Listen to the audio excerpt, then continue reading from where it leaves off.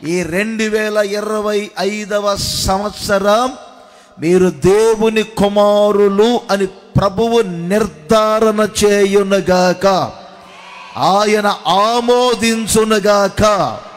చేతులు ఊపుతూ చెప్పండి గట్టిగా, ఆయన ఆమోదించునుగాక. ఒకసారి ఒక ఇంటికి వెళ్ళాను, మంచి ఆఫీసరు, 4 పిల్లలు. ఆ 4 పిల్లలు నాకు తెలుసు, 2 ఆడపిల్లలు 2 మగ పిల్లలు. చాలా కష్టపడి వారిని చదివించారు, మంచి ఉద్యోగస్తులు. నెలకు ₹1,00,000 శాలరీ వస్తుంది. ఇక నెలకు ₹1,00,000 ఆదాయం ఉన్నటువంటి ఒక ఎంప్లాయీ పిల్లల్ని ఎలా పెంచుకుంటారో మీకు తెలియదు ఏముంది.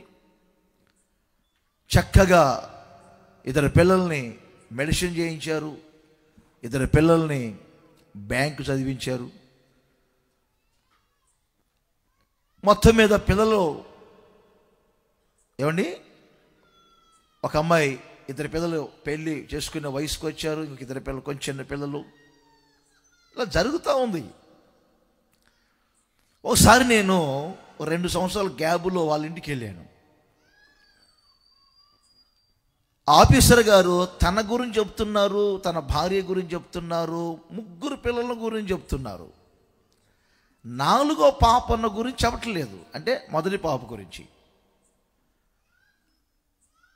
నేను మాట్లాడుతూ ఉంటే మరలా మాటల్లో ఆ పిల్ల ఏదంటున్నా అన్నారు, మరలా దాటేస్తున్నాడు. నాకేదో కొంచెం అనుమానం వస్తుంది. ఆ తర్వాత అన్నయ్య భోజనం చేద్దామా అన్నారు. సరే అన్నాను.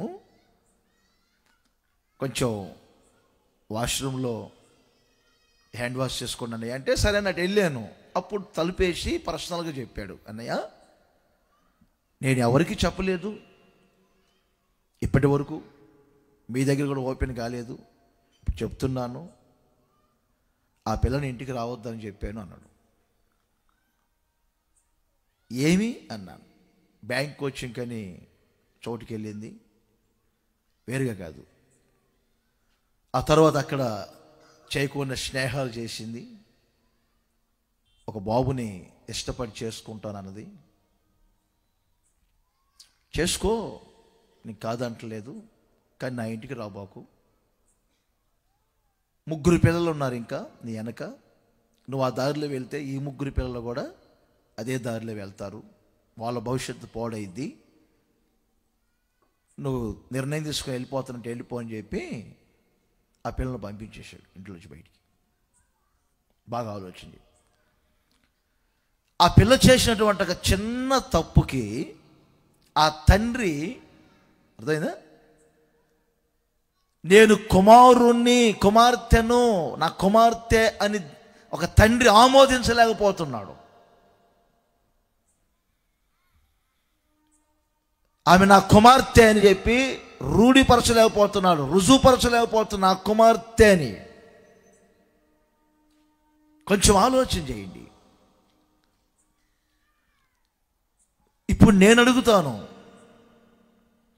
నా దేవుడు ఒక తండ్రి స్థానములో ఉండి మిమ్మల్ని అందరిని గురించి వీరు నా ప్రజలు, వీరు నా కుమారులు, వీరు నా కుమార్తెలు అని చెప్పగలరా? చెప్పగలిగేటట్లు మీరు మెదలుతున్నారా? అది ఈరోజు మీరు ఈ ప్రసంగములో నేర్చుకునే సారాంశం.